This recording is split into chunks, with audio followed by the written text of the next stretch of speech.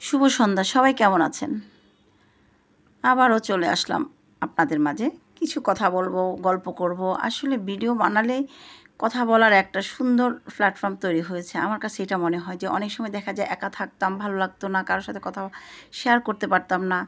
আর যেহেতু যারা একা বাসায় থাকে তাদের আসলে অনেক দুঃখ, কষ্ট, খারাপ লাগা, ভালো লাগা কোথাও শেয়ার করা যায় না। গেলেও তো সমস্যা। এটা আমি আসলে ফেসবুকে এত পরিমাণে দেখতেছি, এর কাছে দুঃখ শেয়ার করা যাবে না, ওর কাছে ভালো লাগা শেয়ার করা যাবে না, ওই করা যাবে না। আসলে তাহলে আমরা কারা? আমার মাঝে মধ্যে জানতে ইচ্ছা হয় যে খারাপ লাগাগুলো যদি আমরা মাঝে মধ্যে একটুখানি মানে আপনজন বা কাছের মানুষদের কাছে না বলি, তাহলে দেখা যায় এই কষ্টগুলো তো সবসময় জমতে জমতে দেখা যায় আমি নিজে মনে হয় স্ট্রোক করে বসবো। এটা আমার ক্ষেত্রে আমি বলছি। অনেক সময় দেখা যায় ২-৪ দিন যদি নিজেদের মানুষদের সাথে কথা না বলি অনেক খারাপ লাগে। আর একটু কথা বলি যখন চারদিকের কথাবার্তা কি বলা যায় যে কথাবার্তা বলাবলি করি বা জানার চেষ্টা করি, জানতে পারি, তখন দেখা যায় অনেকটাই নিজেকে হালকা মনে হয়। তো এটা আসলে আমি মিলাতে পারি না। তবে হ্যাঁ, প্রত্যেকটা জিনিসের নেগেটিভ, পজিটিভ ২ টা দিকে থাকে। হ্যাঁ? তো এই ২ টার দিক নিয়েই কিন্তু আমাকে বসবাস করতে হয় বা বেঁচে থাকতে হয়। তো যার জন্যে আসলে অনেক সময় দেখা যায় এত রাগ ক্ষোভ জমে যায়, কোনো কথা না বলেও পারা যায় না যে একটুখানি বললে মনে হয় নিজেকে হালকা মনে হয়।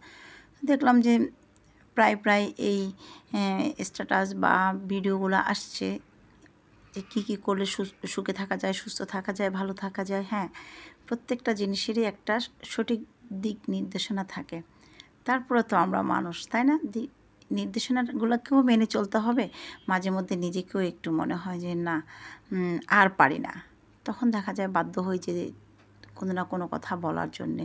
আর বললেও ভালো লাগে। নিজের ভাই, বোন, আত্মীয়স্বজন এদের কাছে যদি একটু শেয়ার না করা যায়, কার কাছে করব? এই যে আমাদের মা নেই, বাবা নেই, শ্বশুর নেই, শাশুড়ি নেই, কোনো কিছুই নেই।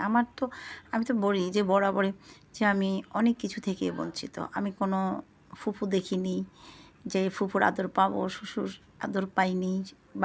বাবার আদরও খুব একটা ছোট থাকতেই বাবা চলে গেলেন। তারপরে মা যা একটু অনেকটা সময়ই ছিলেন। তারপরে এই সময় তো অনেক মিস করছি মাকে, যে পাচ্ছি না, মাকে যে প্রতিটা মুহূর্তেই প্রয়োজন হচ্ছে। কিন্তু মা কি আর আসবে কখনো?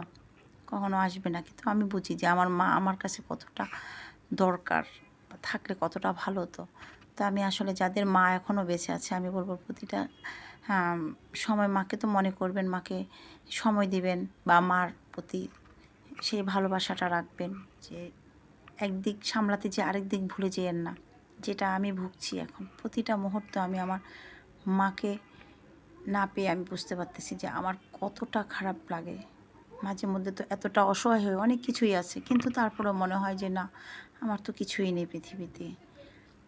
অনেক সময় এরকমই মনে হয়। তো আমি আসলে অনেক মাঝে মধ্যে অনেক হতাশ থাকি, তারপর হয়তো চঞ্চল বা অনেক কিছু কাটিয়ে উঠতে পারি বলেও মাশাআল্লাহ এখনও আমি ঠিক আছি। তো যাই হোক, আমি কিন্তু কথা বলতে বলতে এখানে কিন্তু মাছ দিয়ে চিচিঙ্গা আলু রান্না করে ফেলছি। তো দেখতে কেমন হয়েছে? নিশ্চয়ই এটা তো রেগুলার রান্নাই করি, এরকম রান্না করি বা এরকমই আমি এম যে বাসায় আমার আসলে যে যেমন রান্না করে প্রতিদিন তার সেই রান্নাটা সেরকমই হয়, তাই না? তো আমি সরি